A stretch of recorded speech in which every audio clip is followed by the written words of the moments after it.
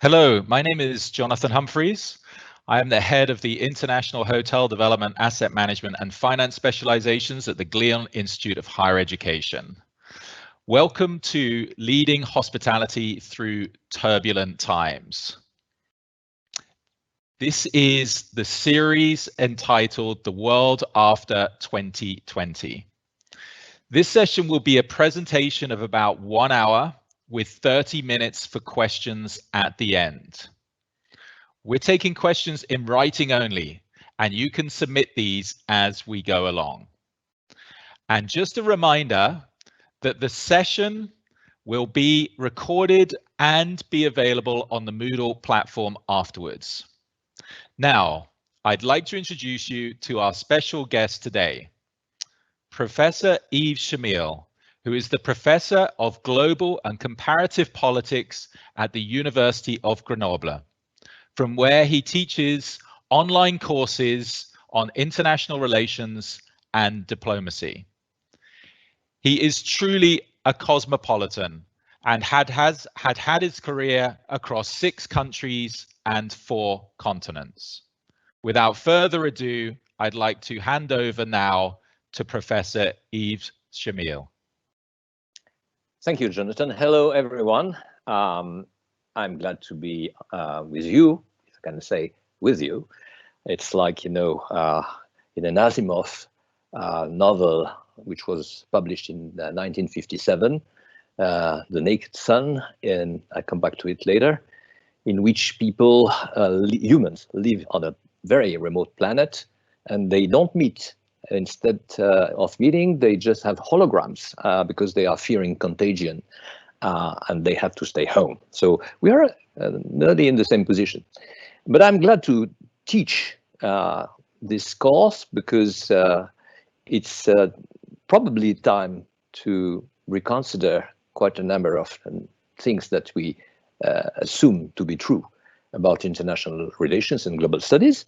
And this is exactly what I've done for years, even for decades, doing research on international organizations, teaching in Geneva, a course on international relations as well. So I guess I'm very familiar with Switzerland and with students who come from all over the world.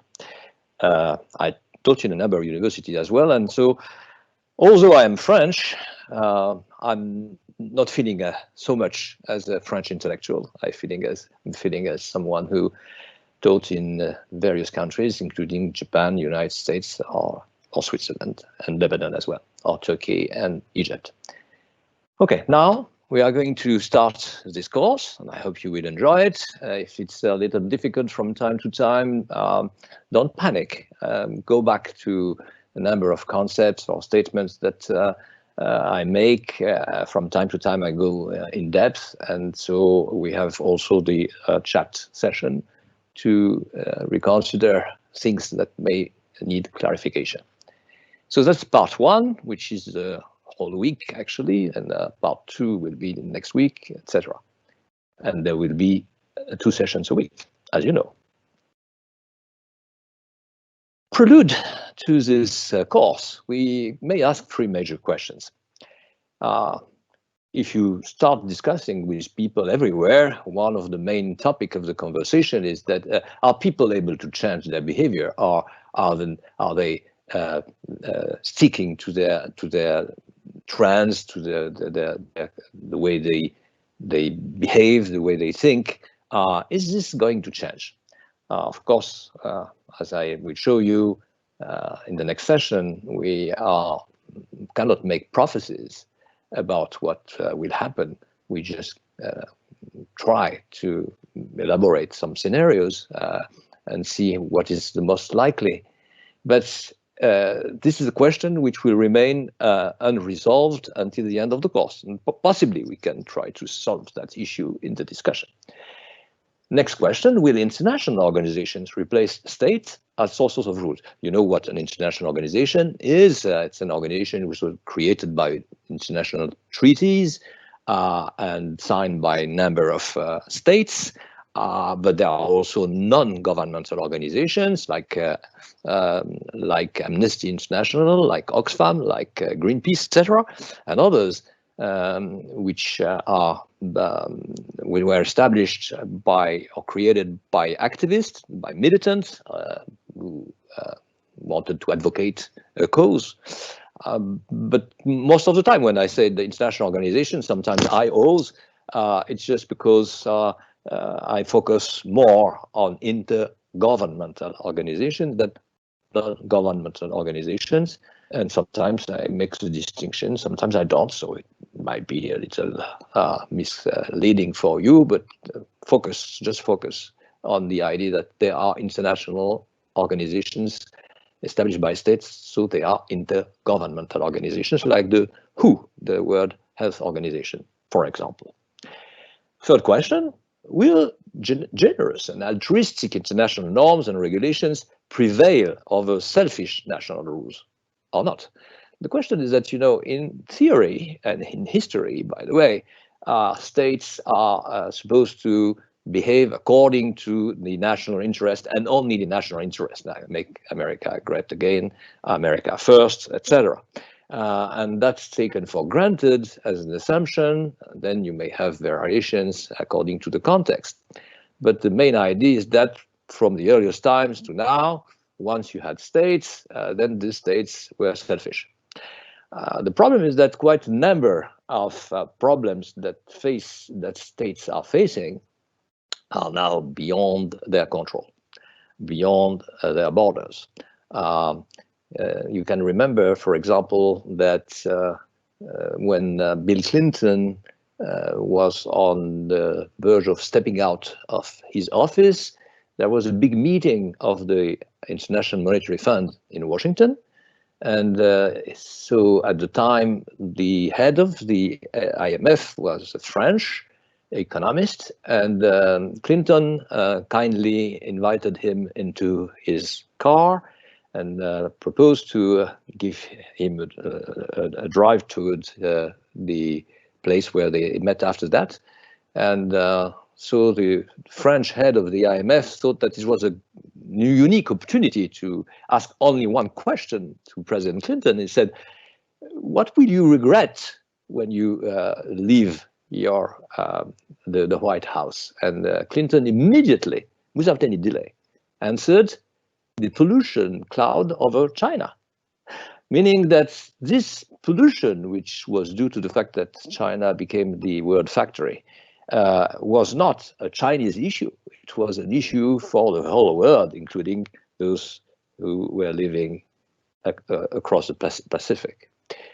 So that means that we need to have more altruistic norms. So just a second about what a norm is, because we come back to that later. There are values, things to which you believe deeply, and sometimes religious values or familial values, and things that you consider as being principles, leading principles which organize your life.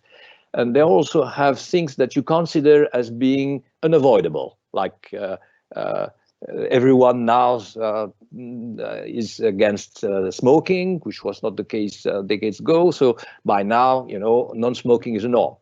And there also are rules, which are legal rules. They were voted and enacted by parliaments, for example. And this is a little difference which is interesting to understand, because most of the time at the stage we are now, worldwide, we have norms to which people somewhere, rulers, leaders, decision makers, don't fully believe, and they did not embody them as the values in the community in which they were born, but they are still respecting these norms, and these norms are not yet translated into legal rules, which will have a legal, will be enforceable everywhere in the world. And of course, the answer is that we can, because we can. Yes, we can. It's Obama's saying, of course, but yes, we can overcome these difficulties and take this crisis as an opportunity to reset the system. Resetting the system means that we are not going to deglobalize. We are not going to have degrowth. There are quite a number of people who are actually advocating for degrowth, and this is not quite new. It already happened in the 70s at the time where there was an energy crisis because of the price oil, which skyrocketed at the time.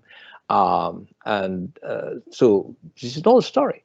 But it's impossible to abandon the idea that we need growth, because if we don't have growth, then we can come back to a state of poverty, or at least a number of pockets of poverty and frustration, relative deprivation of a group of people who are feel frustrated because, or even cheated because they did not reach a stage in the economic development in which they would enjoy some sort of a better life and some welfare if needed. So we have to make this globalization become acceptable. That's what we did, making it acceptable. I'm not sure that people will all be satisfied with the outcome of globalization everywhere simultaneously, but I'm sure that they may think that it's fair, or it's probably fairer than it was in the past. So the new mantra, by people like me and other people who feel more cosmopolitan than entrenched into their national origin, is that we have to accept the idea that state will delegate more powers to international organizations. Quite a number of power can obviously not be delegated to an IO, like, for example, security. And if you have an army, you have your weapons, your technological developments, your secrets, I mean, you are not going to abandon all this and transfer it even to NATO when you are the United States or you are France or Germany. But you can delegate a number of powers. For example, in the current crisis, the early warning could be delegated to an international organization like the WHO, provided the WHO is not only relying on whatever the government of the country in which the initial contagion was observed will or will not, and quickly or not, pass this information on. We should also rethink economics, because we are in a perilous time, and possibly capitalism is not going to be fully abandoned, but is going to be reshuffled in a way, reformed and possibly improved, because there are quite a number of things which are going out of control. Actually, this is done from time to time by bankers, by people who are in finance, even by those who benefit the most of the, for example, price per share and distribution of profits at the end of a year, etc. Shareholders, but in a way, the reset will be much larger than what these people usually do when there is a crisis and they want to find solutions to avoid returning to a state of tension, for example, on markets or in the loans which are accepted by banks, etc. We should also prefer collaboration to competition. A competition is when two countries are vying for power or for recognition and are trying to have people or states joining them and supporting them in this type of conflict. If it's not a conflict, it's a competition, like a game. And So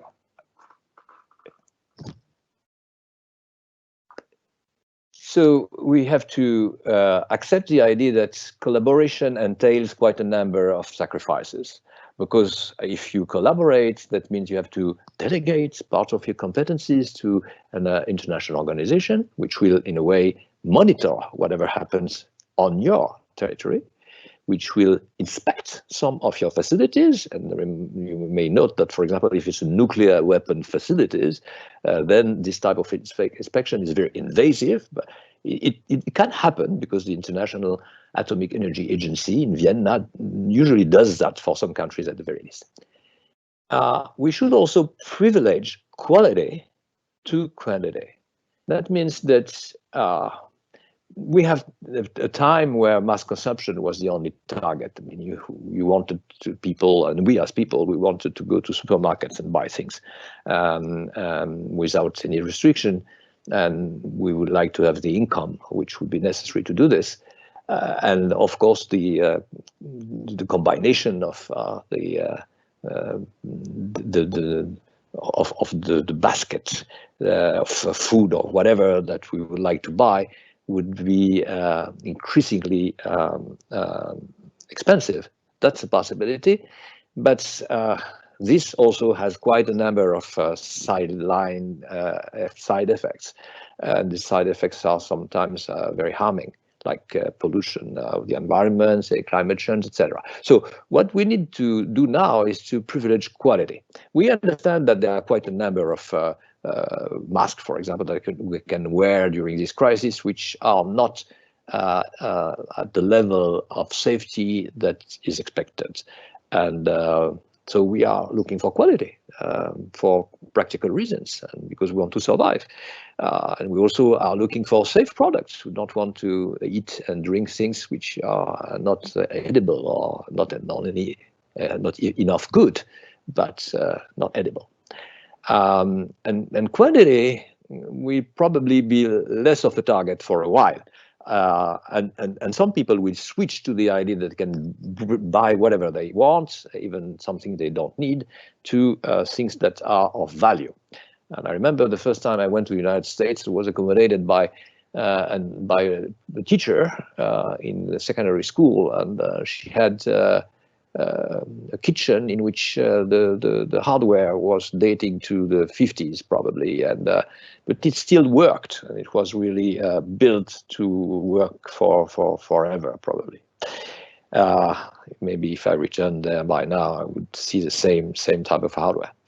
And so, and last but probably not least, we should combine fairness and freedom. You can understand better this sentence if I tell you that the WTO, the World Trade Organization, they inherited from the agreements on trade and tariff fees that were signed in the 40s and 50s, the idea that trade should be free, which means deregulated, which means you have to proceed to a disarmament of the custom taxes.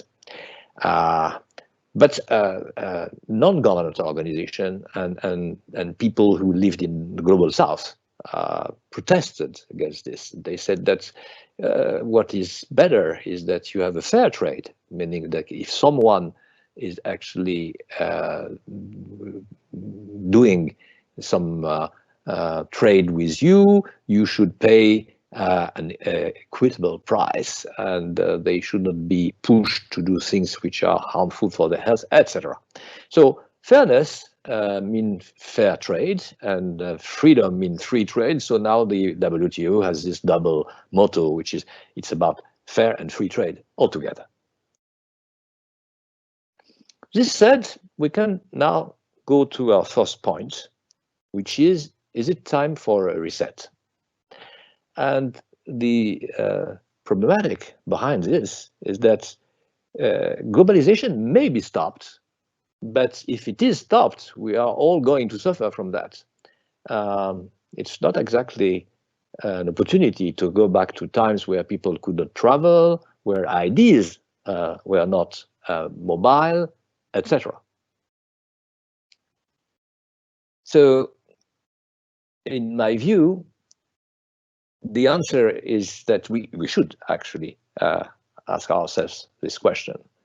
Is globalization going to be stopped by the pandemic? But the what, quotation mark, is much more important. There are other alternatives, there are other options, and there are other solutions. Let's start with globalization as a problem. It is a problem because it's viewed by a number of people as a source of division. Meaning that, you know, it probably increases the intensity with which states are fighting against each other, are trying to prevail in an international negotiation, but it's also a source of division within states, within the populations of each state. Why? Well, globalization is about things which move, like fluxes, like demographic trend, like growth in the number of people, people who are very young in the population, the composition of the population between young and more and aged people. It's about commodities, it's about goods, it's about services, it's about studying abroad, it's about quite a number of things which can be measured and which are usually represented on maps by arrows. But this time, because there were, of course, several waves of globalization in the past, but this time it's massive, it's intense, and in a way, it's a contraction of time and space. That means that you can do things nearly simultaneously in two very remote parts of the world, and you have the possibility to be informed whatever happened everywhere online when it happens or nearly after it have happened. So that's what globalization is, and in a way this is distinct because in the past it was not so massive, it was not so intense, of course it was not very fast. You would travel for a week to go to the Atlantic, across the Atlantic, for example, at the very best, and sometimes 2 or 3 weeks were needed. Globalization is also a source of contradictions because there are now people who are opposed to each other, whereas in the past they thought that they belonged to the same nation, that they were all having the same type of interests, the national interests was the same for each of them, which is not the case by now. There are winners, the anywhere, and losers, the somewhere, according to someone who's called David Goodhart, and I come to it in a minute. Let me have just a break for a couple of seconds. I have something to settle for a while.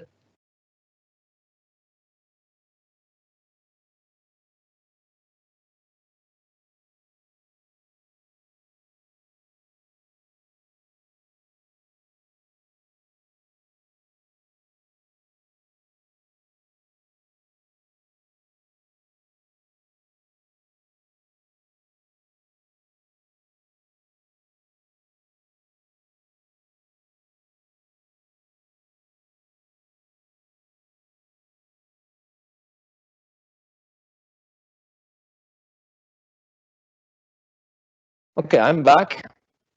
Michael, do you hear me? Yes, we hear you.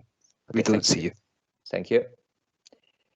So let's see. David Goodhart is someone who just go back and forth between the academia and the newspapers and the media networks, etc. And he's the author of very interesting books, which was out something like a year and a half ago, in which he makes this distinction between those who are from anywhere and those who are from somewhere. Those who are from anywhere, there are people who are cosmopolitans. They can their identity is to be a citizen of the world. They can live nearly everywhere, provided that they have an interesting job and rewarding, of course, position. And they learn, they are curious, they learn from the discovering other systems of thought and other systems, social systems, etc. What Goodhart says about them, that they tend to do well at school. So tending to do well at school doesn't mean that they are stars in the college or whatsoever, but most of the time they are good students, good pupils and good students. They place a high value on autonomy, mobility, and novelty. And that's what this makes them distinct from the somewhere, people who tend to think of themselves as left behind, thinking that the globalization process is not for them, that they won't get the whole benefit of the process, and probably they will pay the costs more than any other. These people are older, white, in Great Britain, mainly the field on which Goodhart made his essay, about which he made his essay.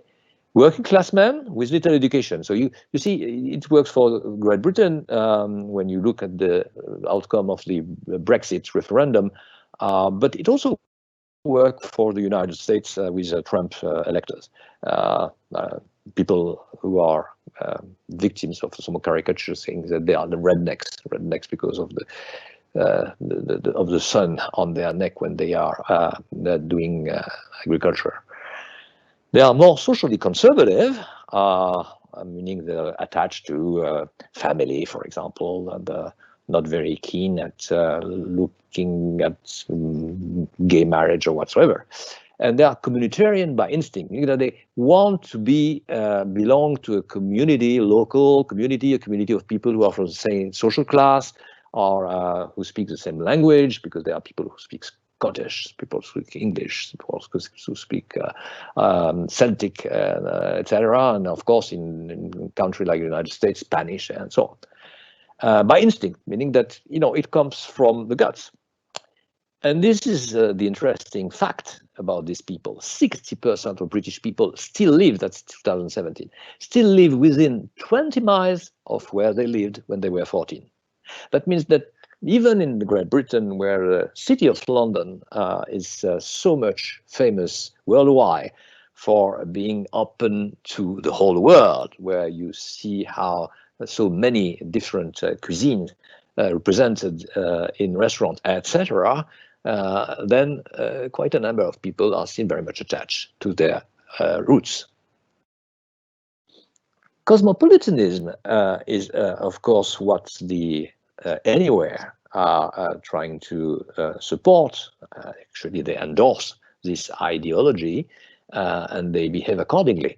And the Anywhere, the Somewhere, could be considered as neo-nationalists, the people who were not so much supporting the idea of their nation as being the best nation ever, etc., except in football games. But they are now coming back to the idea that probably their nation has something that the others have not. And in the Brexit campaign in Great Britain, it was quite clear that part of those who voted to leave the European Union were thinking with some nostalgia to the times where the Parliament of Great Britain was sovereign and their own rules were voted by their own people. If you translate this into a different vocabulary, which is the vocabulary of globalization, there are people who want to be integrated into the globalization process better than they already are. So they want their share of the cake and they want to contribute to the acceleration of the globalization process because they expect from this acceleration a lot of benefits from themselves. There are some people who, on the contrary, demand some protection from the globalization process. So they want to reach a stage of demarcation from strangers, meaning people who are not close to their community, but live within the same boundaries, and foreigners, those who live abroad. And that means that you would like, for example, not to have too many Mexicans in Southern California, or you don't want to have too many Polish workers in London, etc. This is the confrontation between two attitudes, two ideology, by the way, very structuring in someone's lives, but also in lifestyle. Because the lifestyles depend much on the goal that you think are the goals that you are pursuing in your life. What are your ambitions? What is your bucket list? The bucket list is the list of things that you would like to do before leaving this world. And so there is a bucket list, and probably golden boys in the city of London, or in Wall Street, or in Singapore, have a different type of bucket list than people who are tilling the land somewhere in Poland or in Hungary. So that makes people attached to quite different conceptions of life. It's not only about how much money I will make if I am really integrated into the globalization process and global markets. I can reach global markets.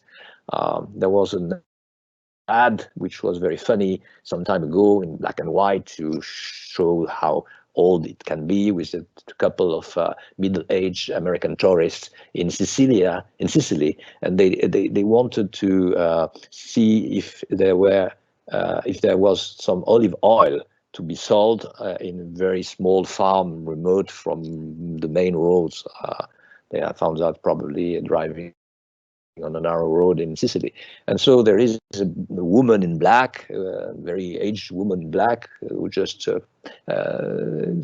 came out of the house, climbed the stairs, come near the couple, the American couple, and said, "Do you want olive oil? Yeah, we sell it. We sell it on the internet. We sell it on Amazon. We sell it to Pittsburgh and to everywhere in the world." So that means that you may be integrated into the internet world, so you may benefit from this.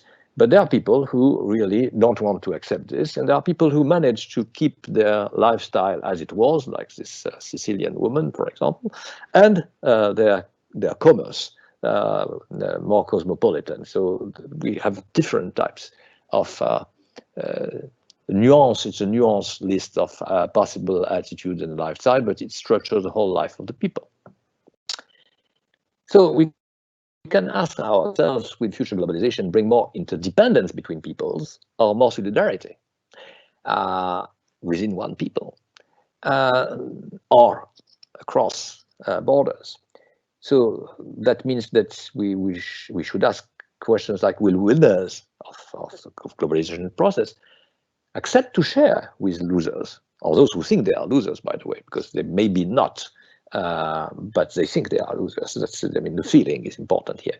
So will winners share with losers? Well, that's not guaranteed at all. If you look at the way some people try to make money out of the current crisis and do not at all consider as a parameter the fact that people are going to die if they if they earn more money in, for example, storing masks somewhere for a while until the price goes up. Well, we are not absolutely sure that it will go in that direction. Second question, will developed states, industrialized states, complex societies, and probably with constitutions, fundamental laws, which have checks and balances between political powers, etc., will these developed states share with developing countries, countries which are in the making, because composed of communities which were quite different at the very beginning, put together after colonization or decolonization, speaking different languages, etc., and having some sort of a weak economy, or an economy grounded on very weak basis, like just a rent, like oil rent. And if you take Algeria, for example, 87% of the income of Algeria comes from oil and gas. And so if the price of oil and gas is dampened, well, what will happen to the budget? What will happen to the assistance that the state gives to a number of people, etc., social housing, health, and whatever. And the last question, probably the most important, are international organizations able to support sharing? If my answer is yes, as you can see here, they will support sharing because it's exactly the mandate they have. And the mandate is to redistribute whatever is worth of redistribution. Like if we have health, an acceptable level of health in the global north, then the global south should also get the same level of global wealth, global health, and sometimes possibly global wealth as well. And so international organizations are legitimate as far as they can show convincingly that they are concerned with the problems of the poorest and the problem of the weakest, as well as with the problems of the more powerful and the wealthier. Of course, national states will certainly be reluctant to share. Not all of them. There are states which are having some stake in showing that they are ready to share their welfare with others. Sometimes the Scandinavian states behave like this, or like people to think that they are behaving like this. Even the Chinese government in the current crisis did something which was much rather close to this with the export of health protection wear, etc., to the rest of the world. But this is, of course, more or less diplomacy, soft power, whatsoever. I mean, a way to look more legitimate to others. But it's probably not a real will to share whatever you have as a distinctive asset compared to other countries in the world. National states are therefore building international organizations because they cannot do without, especially they want to address some issues which go cross-border and across generations in the long run, very, very long run, whereas politicians most of the time are just looking for the next election, whatever the election is, even if it's an election in an authoritarian country in which you are elected with 95% of the vote, but there are still some period of time which are delicate even for dictators. So national states and international organizations do not have the same time horizon. What we know about that is that when there is a world crisis and where states are not successful in trying to address the issues which are rising at the time, neo-nationalism is propelled. It is fueled by this crisis. Neo-nationalism means that there are quite a number of people who think, contrary to what they probably thought decades ago, that half a century ago it was better to be a nationalist than today to be a cosmopolitan, because nations were places where people were really eager to help each other and or accept to share their revenues in order to, for example, fund the welfare for those who have not. Cosmopolitanism, on the other hand, is boosted by success stories. I mean, there are a number of success stories in the economies of a number of countries. You see that even in Bhutan, for example, when they invented the idea of gross national happiness, it's the idea that growth doesn't make people very happy, but there is some sort of a growth which is happening there, and people have also success story to tell. And so when you look, that people somewhere are setting benchmarks because their behavior is really rewarding for their own people and it should be rewarding for the whole world, then they will just pick out this as an example and say, this is what we try to imitate elsewhere. So there are success stories and can be taken as benchmarks. But there are also international organizations' achievements.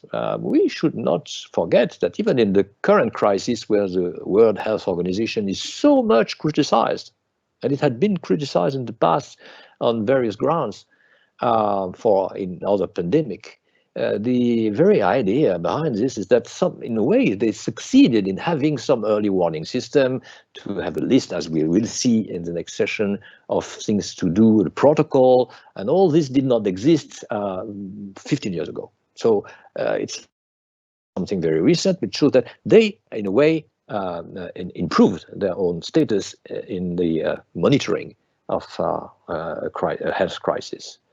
But there are other success stories as well. I mean, you may, for example, say that the World Food Programme is successful in bringing food in periods where people are just starving in a place or another, despite the fact that the staples, the price of the staples and the price of the cargoes have skyrocketed for decades, and that it's more and more difficult to bring things at an acceptable price and quickly to places where people need it, otherwise they would die. And there are other examples as well. We have no time to go into detail, but if you are interested in this, we can have some other examples in the discussion. And the interesting fact is that because they are made to produce norms, I mean things which should be our goals, our ambitions, and we should all behave according to these ambitions, which are translated into mottos like education for all, internet should be accessible to all, there should not be any digital divide, and so on. So IOs yield actually much more, many more norms than states do, because states can do with, for example, in a particular field, something like a dozen or 2 dozen or 3 dozens of laws, whereas you will find the paramount norm or two in an international organization, which will be at the root of all these local laws. I'll give you an example of that. When China accessed the World Trade Organization, it had to change for one day to the next 45 national laws in order to be consistent with the commitments made at the WTO and signed into the 27,000 pages of treaties that at that point the new candidate, once admitted, should ratify. So the conflicts, the competition, or even not a war, I mean, in a sense, but I mean, it's just a pseudo war between national states and international organization, mean that there is some sort of conflict between sovereignty and intergovernmentality. Sovereign countries are countries where the political system has or is supposed to have control over anything which happens within the country. Intergovernmental bureaucracies which behave according to whatever bureaucracy is. I mean, bureaucracy is about hierarchy. It's about instructions which go from the top to top down. It's also about division of labor. It's also about the possibility to climb the stairs and the positions and reach a higher position when you end your career than when you started. It's and neutrality. You don't care much about who is asking what. I mean, it's just depending on the efficiency of your activity. And sometimes, of course, justice is also important to make decisions. But I mean, all this is weighed by people who are supposed to be servicing the whole community in their own country. And now, if it's an intergovernmental bureaucracy in the whole world. So if you are an agent of the WHO, even though you are an Ethiopian physician, you think that you are servicing the whole world. You are no longer servicing only the Ethiopian. And in this conflict, the winner is obviously international organization, because they make norms which are paramount norms, which are stronger than local norms. And for example, responsibility to protect is an invention made at the level of the United Nations Security Council. But the idea of the responsibility to protect is quite the contrary of the norm on which was an interstate norms at the time, on which in 1945, when the UN was established, was the rule, which means non-intervention in the affairs of any country which is a member of the United Nations. So if you are a member of the United Nations, no other member is able to say anything about what happens within your state. Now, the responsibility to protect means that the UN or NATO or any other force can be strongly encouraged and probably very legitimate in having a military action against a party which is bringing some trouble or strife or even civil war somewhere in the world, anywhere in the world, I should say. I give you an example of such norms, and of course, norms about gender are the norms which come to the mind for various reasons.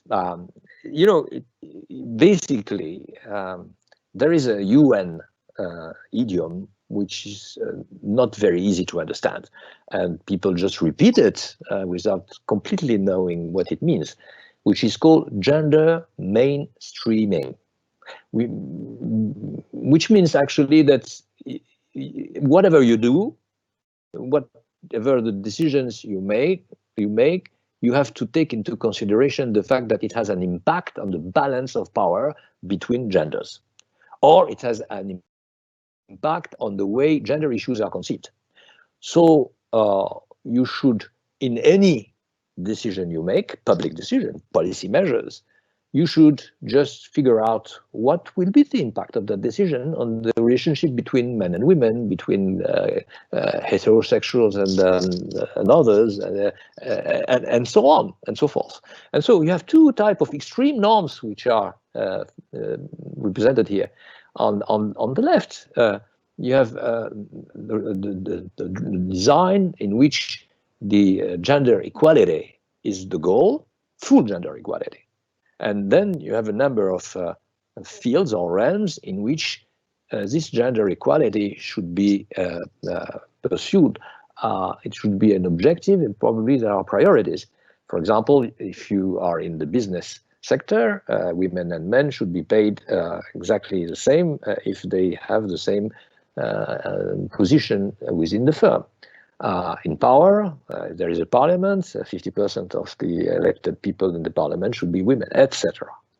About knowledge, I mean, there is no question about the fact that girls should go to school and attend school with the same level, at the same proportion compared to boys, and so on. Violence, well, it's not, I don't think it's very necessary to elaborate.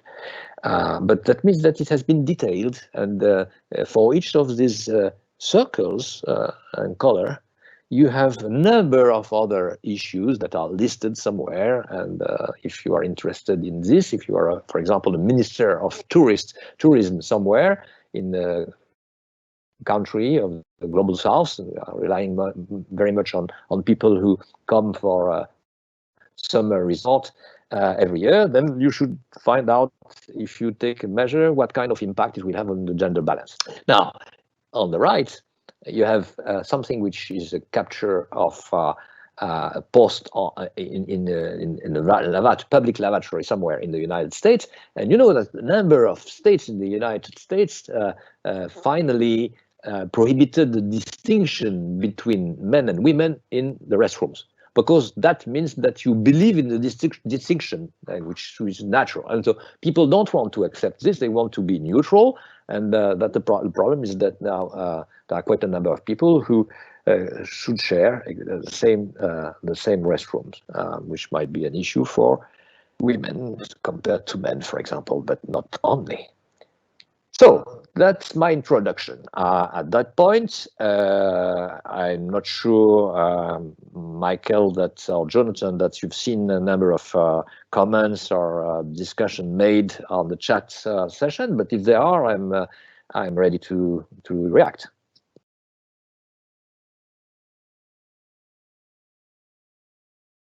Yves, there's two questions sitting there in the chat, which you can look at on the right-hand side. Okay.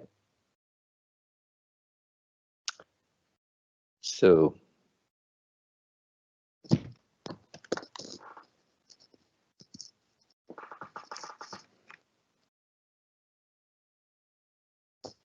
okay, for the question about the developing countries and the developed countries, it is clear that we'll see, we better understand this in the next session. So I'm just skipping it for the moment, but it's an accurate question, actually. Thank you for asking it.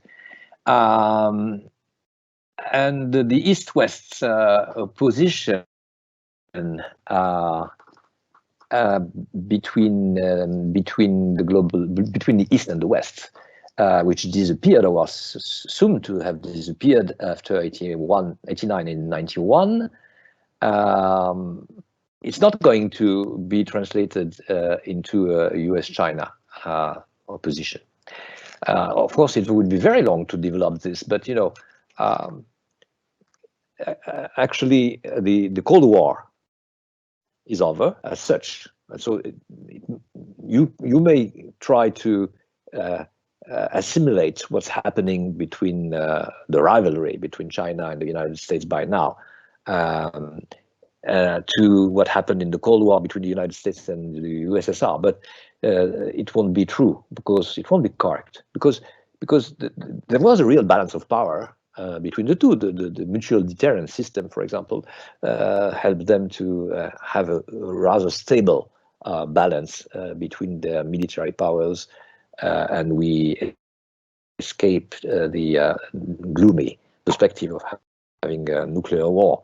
And then once the war was over, the idea that capitalism as the driving force behind the economy is unavoidable in a way or another, gained momentum everywhere in the world, even in China.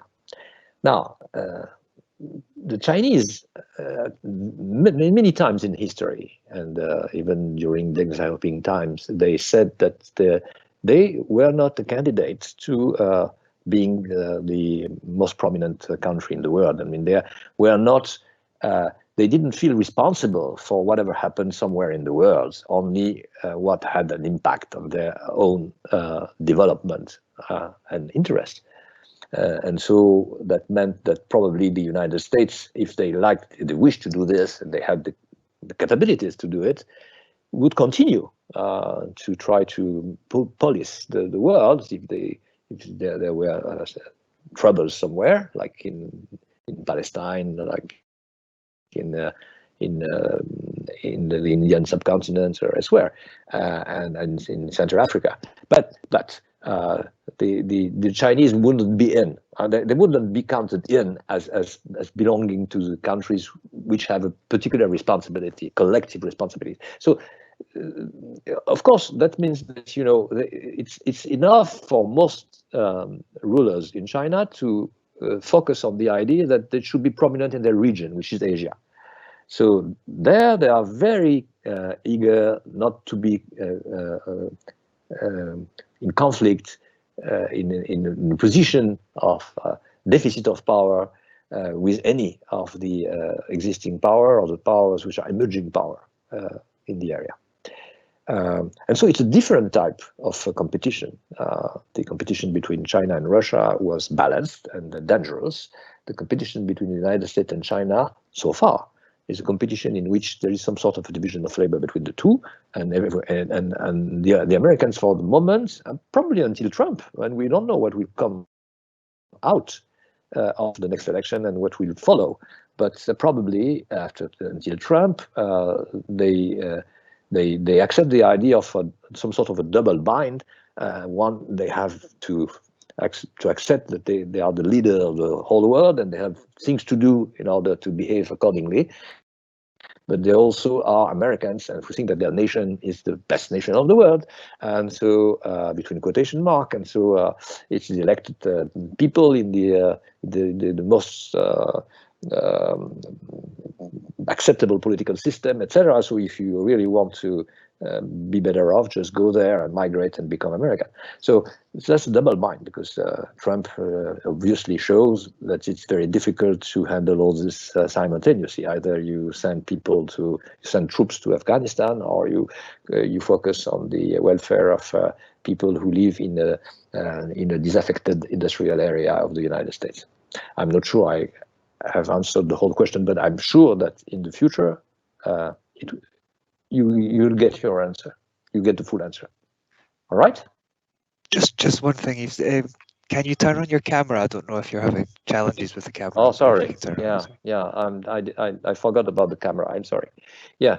Okay. So yes. Well, you heard me. Probably the students who had these questions heard me, I guess. Absolutely. Oh, absolutely. Okay. Thank you. Okay, let's return to the course by now. All right. Section 1.1 in this time to reset. The problem is that we relied on exchange and mobility. This is exactly what made this period very, very distinct compared to others, as people were very mobile, and that the exchanges were happened in every field, and a lot of various people, very different from each other, started to travel, to connect to the rest of the world, etc. So it's not sure that it will be possible to change this once we recover from the current health crisis, and once we find ways not to be affected by a new wave of this virus or any other type of pandemic. So this is a big question. So by exchange, I mean that you may, for example, be a street demonstrator in Cairo in 2011, and you are connected by the internet and your smartphone to someone else in the United States or in Indonesia, and you start having a debate about what's happening on a square in central Cairo. And this is immediate. I mean, there is only a second of time lag between what you may just record with your smartphone and people who see whatever happens to you, and you may get advices from people who are very remote from the central square of Cairo. So that's what exchange is about. The Erasmus exchange, or the exchange of students between universities of two countries or two regions, are also exchange of this kind. But there's also an exchange of good and of know-how, an exchange of, if you have a patent, for example, for a new invention, you protect it for a number of years, usually 20 to 25 years, and then after that, it becomes grandfathered, and at that point, anyone can produce the same good with your instructions, actually, which are well known and archived somewhere, like the World International Property Organization in Geneva, for example, and then you can use it at a low cost and sell it for nearly nothing to a number of people who need it, like a drug. And mobility is mobility of the capacities that people have to settle in another country than their own, to learn the language, to probably get the citizenship of a new country, if they keep their original citizenship, they will be now binationals, and so on. So this is the question. Let's see what the answer is. Well, the answer is collaboration. We cannot do it on our own. Nobody and no state, even the most powerful, can handle these issues alone. You can just figure out what would happen if, for example, the British would be left with their natural health system, to which they are so much attached, by the way, and which was a benchmark for the whole world, including France, social security system.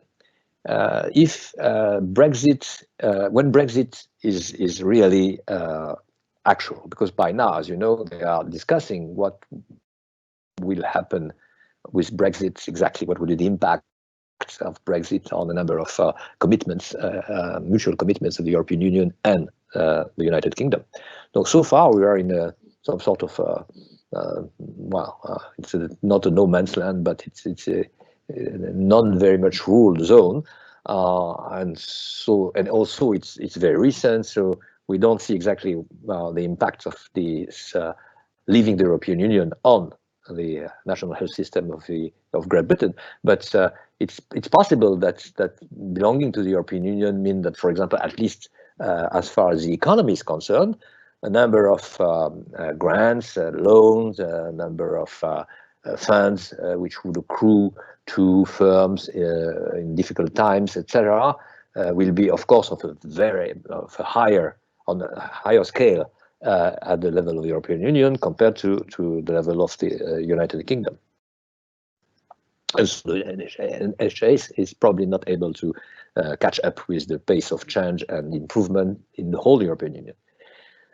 In the USA, suspending the contribution to the WHO is, of course, just a signal sent to first people who rule the WHO, but also the people who criticize the WHO and who want it to be reformed.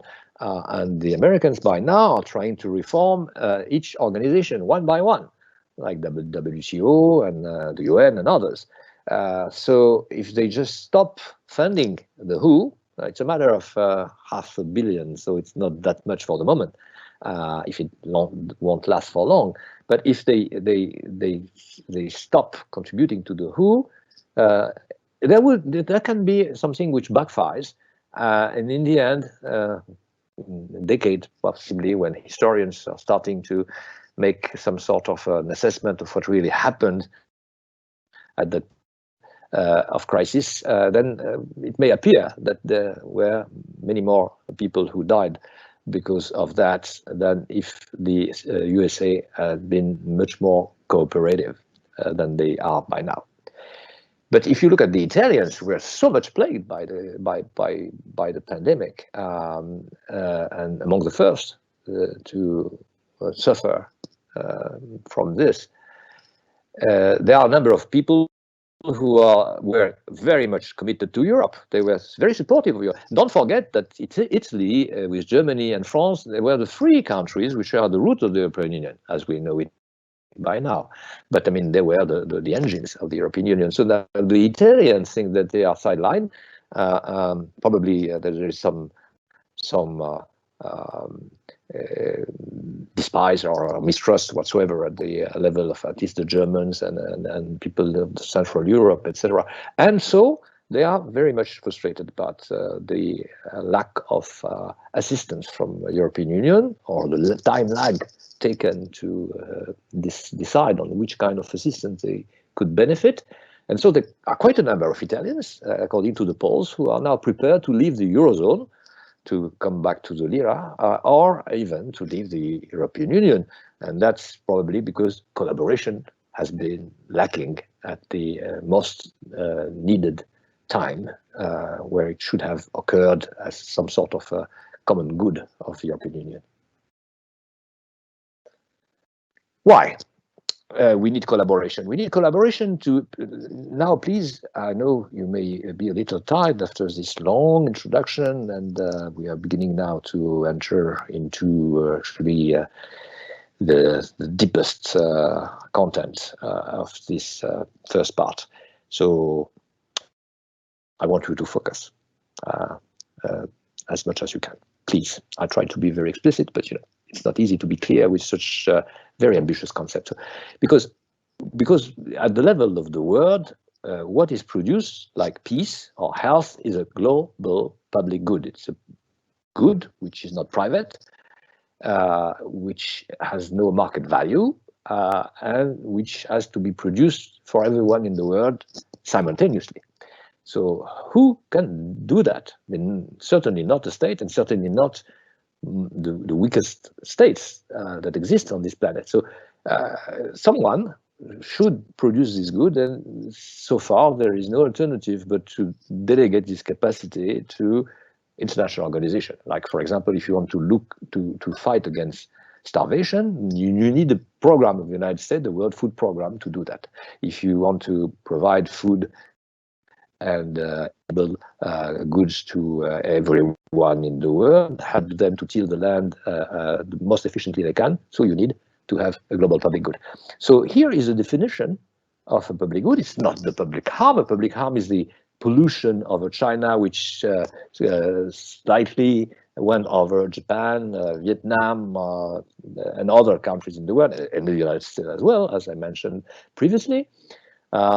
Deforestation in the Amazonia is of course a problem, as you have seen. The ozone layer can be affected by that.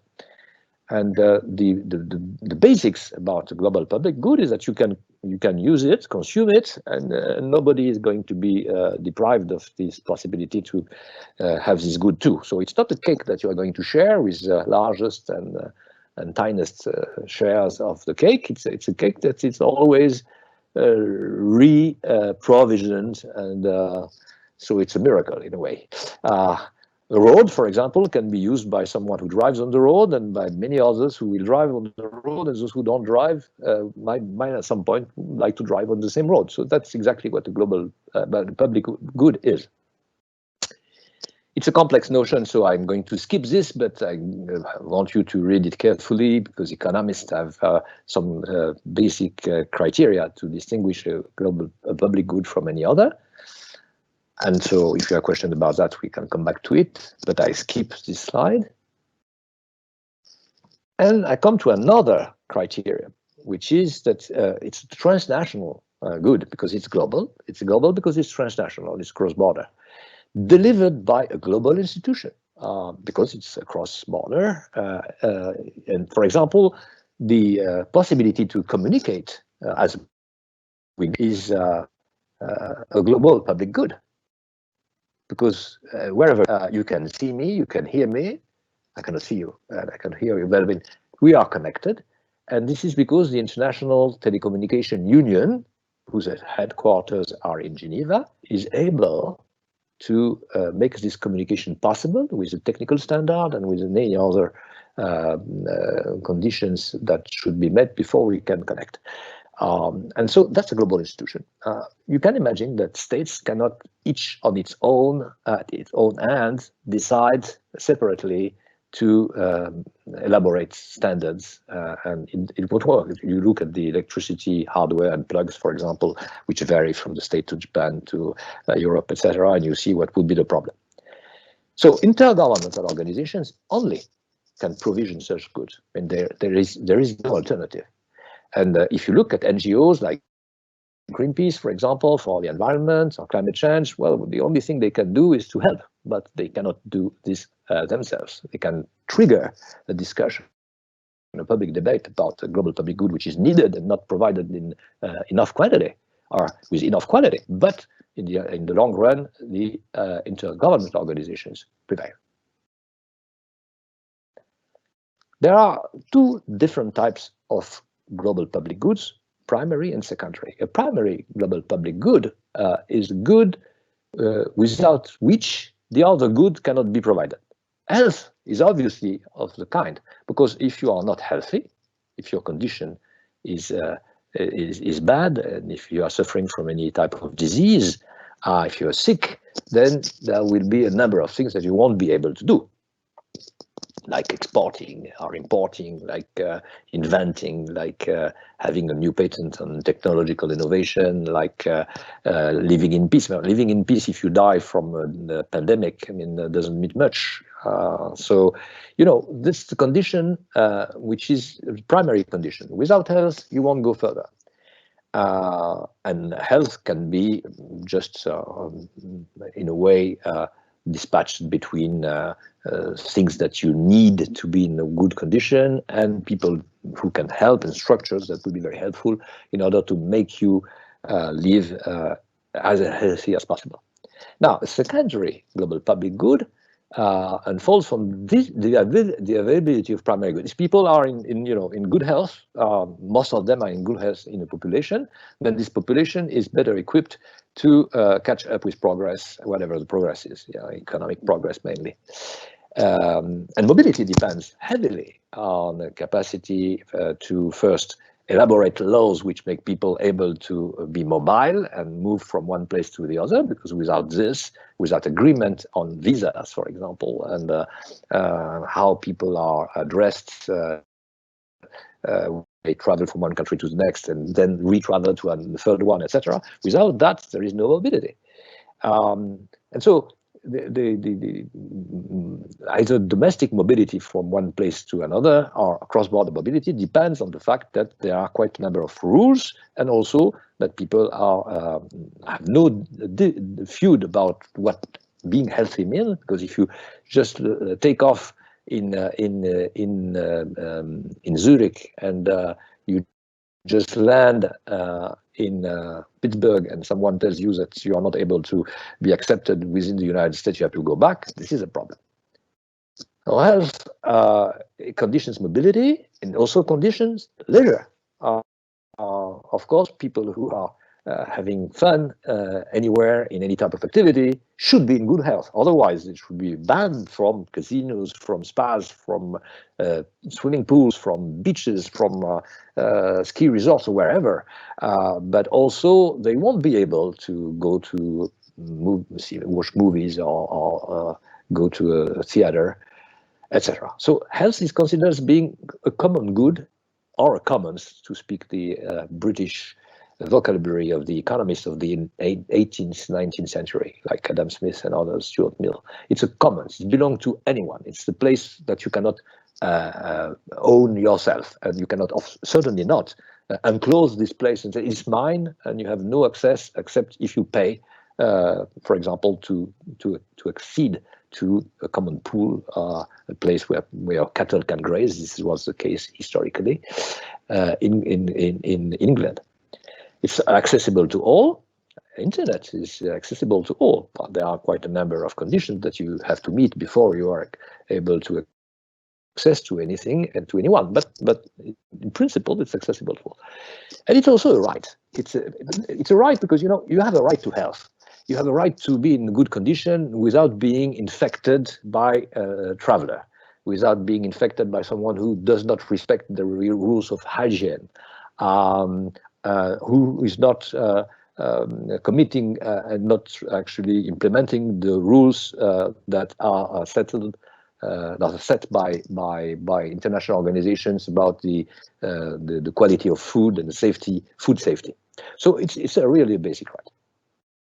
I see that I'm talking too much, but it's because the first class and we have a long introduction.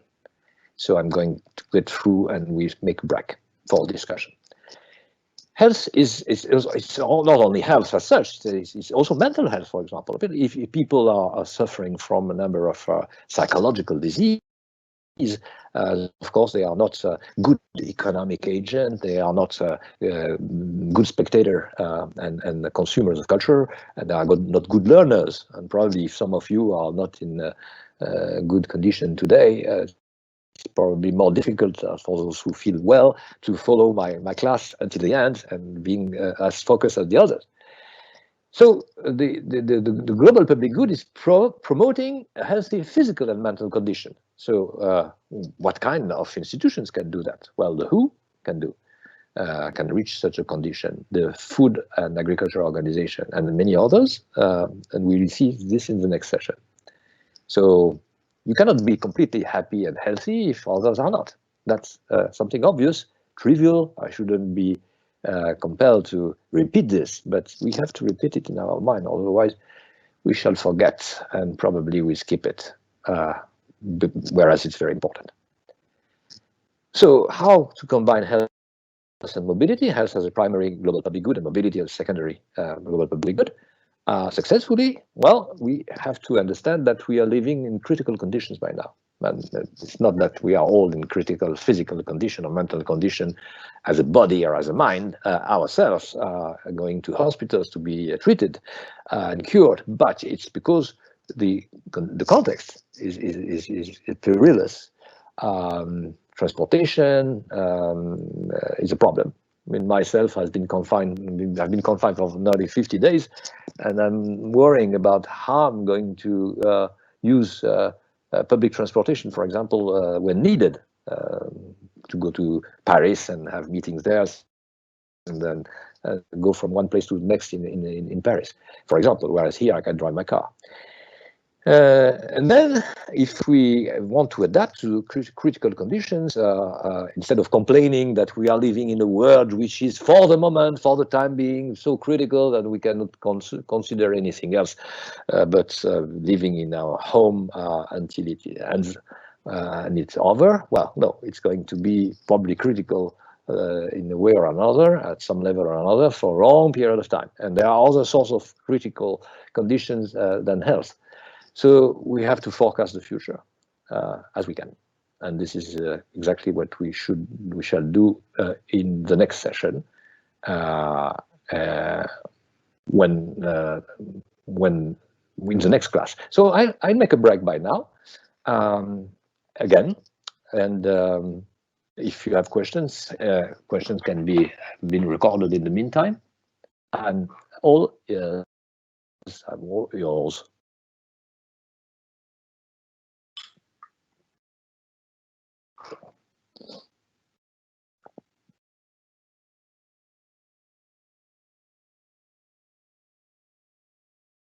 Yves, there's a few questions down the right-hand side. If when you take the questions, if it's possible to click the publish button and then the audience can see them.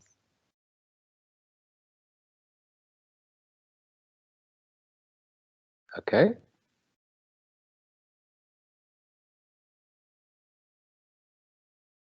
Okay.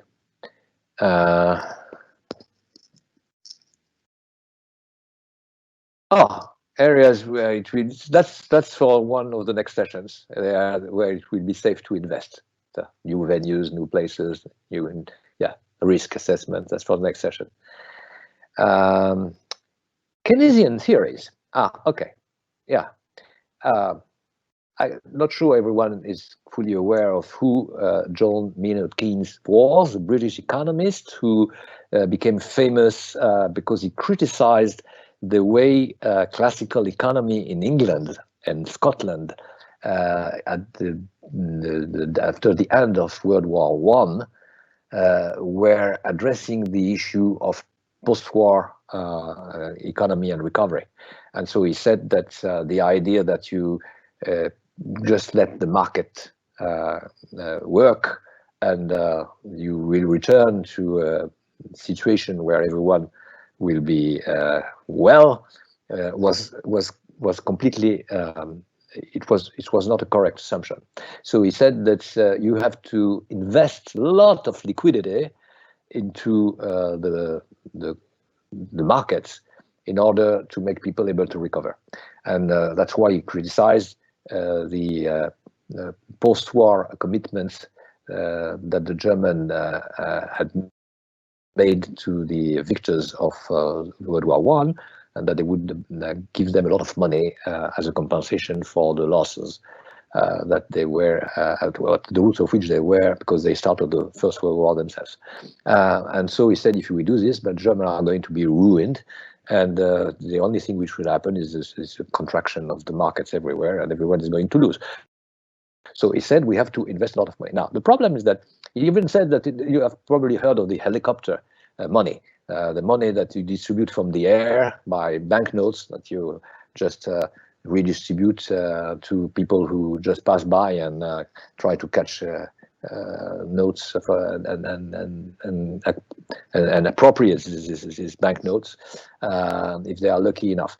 Well, this is one of the aspects of theory, but in his book, the main book, which was written after that, in the 30s, the end of the 30s, for the beginning of the 40s, Keynes said that you should possibly, for example, burn a number of bottles filled with banknotes and pay the worker for doing this, and then pay the worker to just extract these bottles from the ground and redistribute it to the people.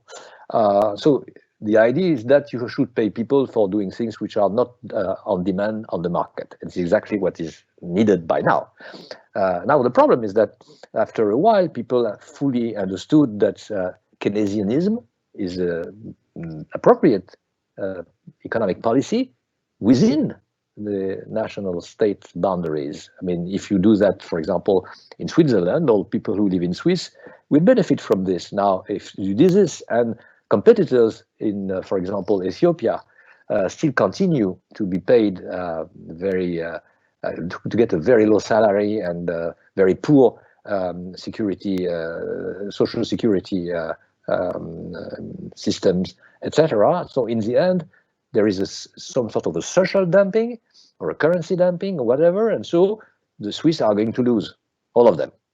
So the idea is that when the world is becoming more open, Keynesianism is no longer possible. Now, by now, with the current crisis, you are right to point out that possibly we may rethink or reconsider this assumption about Keynesianism. But I'll give you an example of that later too. Okay, let's move on. How could we hold institutions accountable? Okay.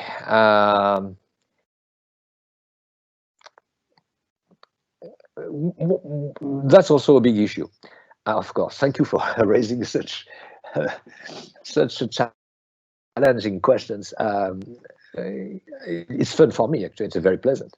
Okay, accountancy is really a problem for a number of people. You see, I'm losing the question. Where is it? So let's publish. I can see only the published issues. Why? Now I can come back to it. Wow, only the last one which appears. Why? Michael, you know why I'm not seeing the formerly published questions to which I started to answer, and I get only the newest one.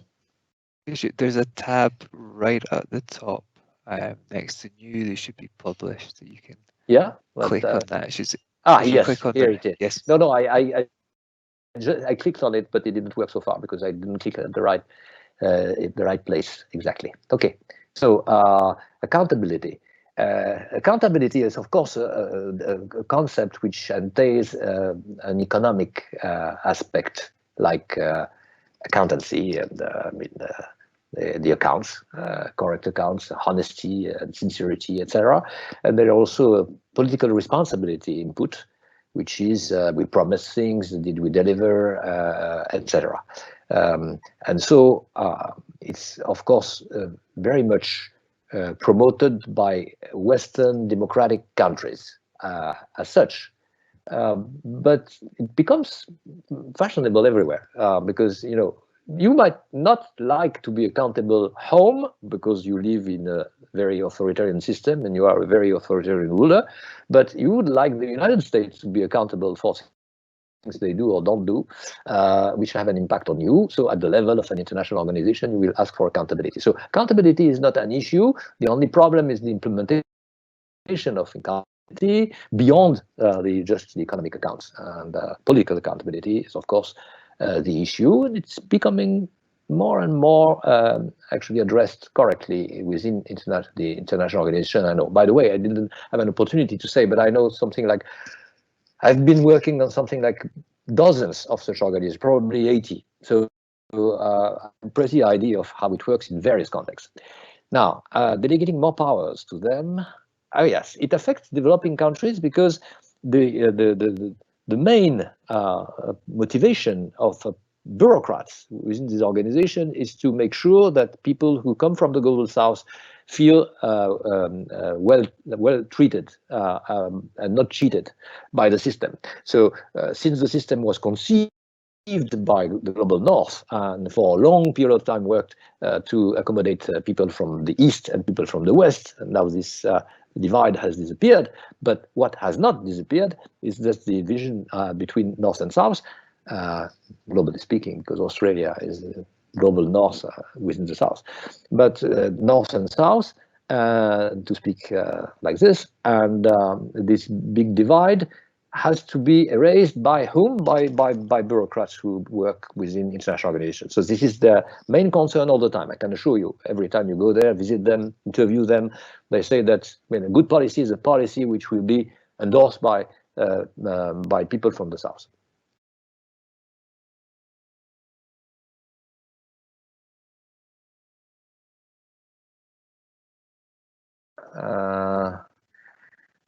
Okay, I guess if we saw UN laws and other international laws being broken, well, it will happen again, for sure. I mean, even if we had the world government, which is a possibility in, say, 100 years from now, I have good arguments to support this idea, but I'm not going to develop them by now. But if we had it in the long run, then laws will be broken from time to time anyway. There's no way out.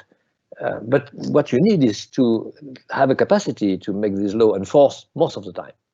Even within a country, I mean, laws are not always implemented or enforced.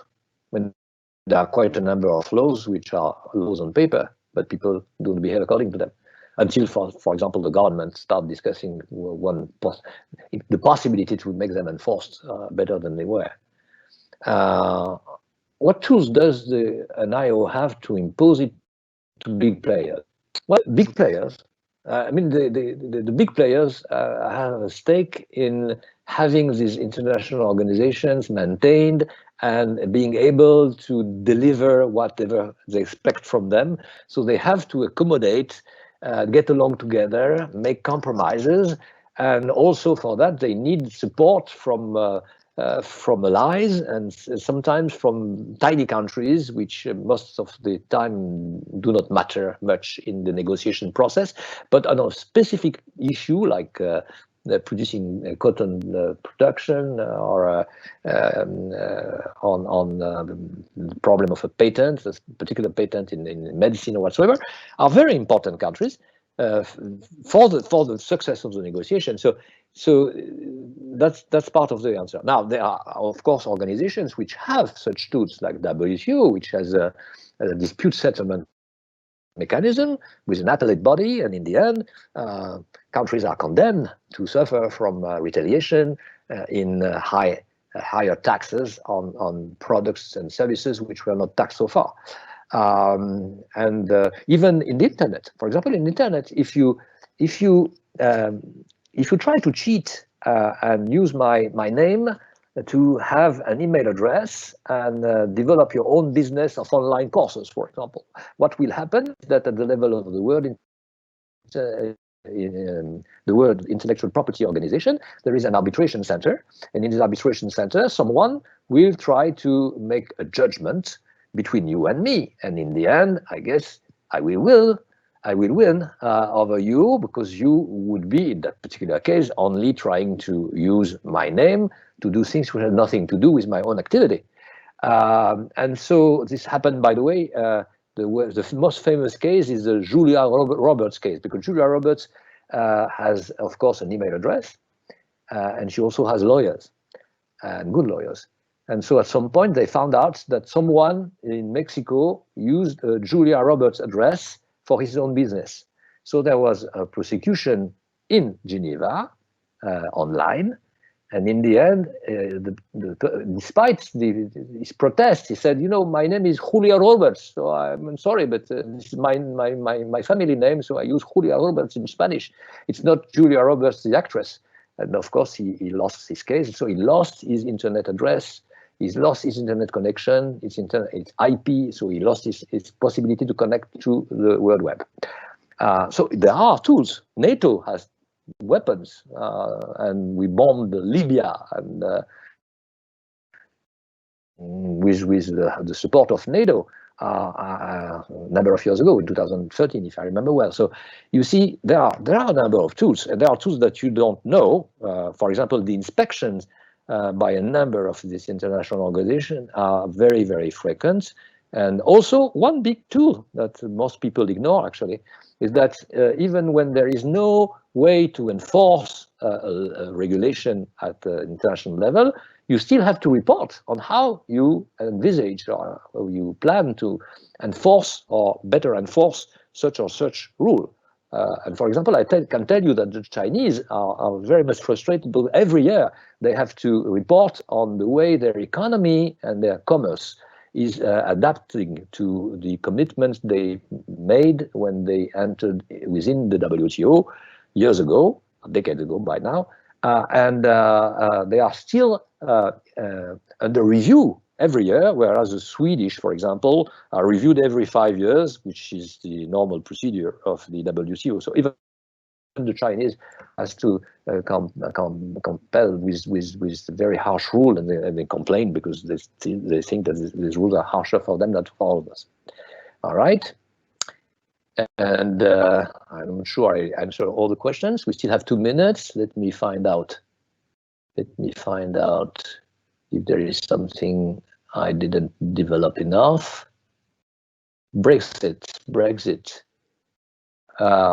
Well, of course. Well, no, it's not that easy actually to answer this question, Brexit and trade tariffs, because it's obvious that the tougher Brexiters in Great Britain want to have an advantage in trade, and they want to benefit from low trade tariffs or no tariffs at all. So they will still be committed to the World Trade Organization, for example, and all the agreements that they already have signed, except that they have to sign them again. So again, 27,000 of treaties. I mean, it will take a long period of time to review all this line by line. But the British are attached to that. But what they don't want is the additional rules, like rules about the budget, rules about spending, public spending, rules about fiscal taxation, and a number of things like this. So in a way, they are in a divided self type of condition, because they want to keep the benefit of the trade opening and deregulation, and at the same time they want to retrieve the situation where they will be able not to be constrained by the laws of the European Union.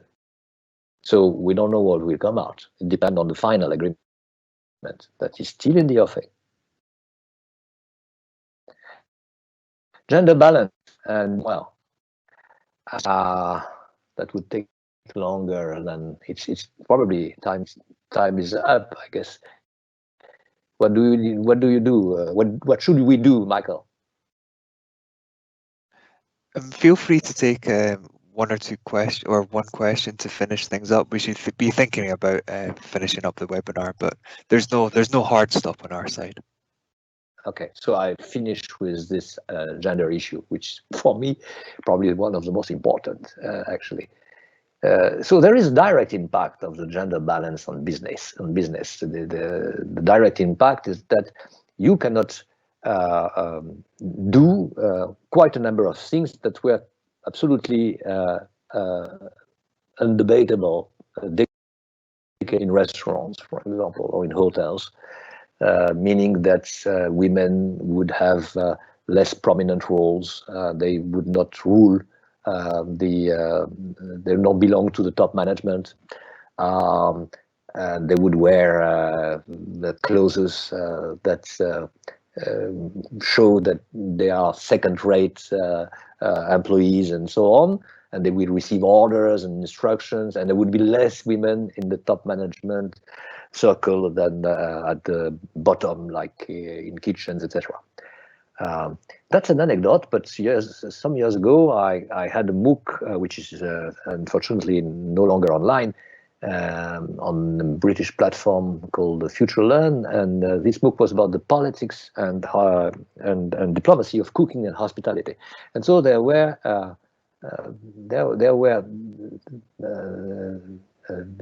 some steps within this MOOC where I had to discuss this gender issue.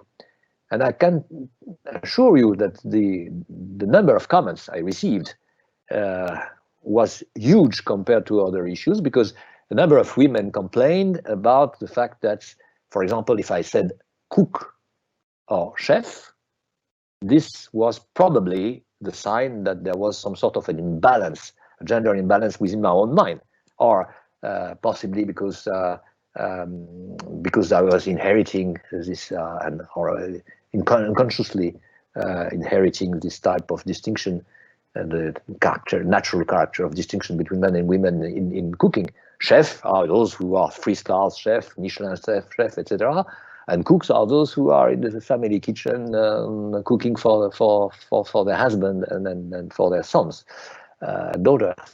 But of course, this was not what I had in mind. But the very idea that people could focus on this shows that even if you have a private business, you may be directly affected by the fact that you cannot give any sign of some complacency between for the gender issues, or ignorance or neglect for such issues. But it's also indirectly affected because, for example, the best example I have is once the UNDP was prepared to give a large amount of funding to the Ministry of Tourism in Morocco, say probably 10 to 12 years ago. And so UNDP had only one condition. You should, each time you make a proposal about a prospective policy measure, you should first check what kind of impact it will have on the gender balance. So for each policy measure, like we have a school for training guides for the museums, or we are going to give money to the hotel on the beaches, beach resorts to develop a certain type of spa or whatsoever. Each time you have to wonder what kind of impact it will have on the balance issue, the gender balance issue. So that's an example of an indirect impact of international organizations and public institutions on private business. And I guess I'll leave you with this, if Michael agrees. Absolutely, I think that's it's a good place to finish off, and gets us ready for your next session. Okay, so next session is Thursday, I guess. Yes. Same time, same place. Goodbye, everyone.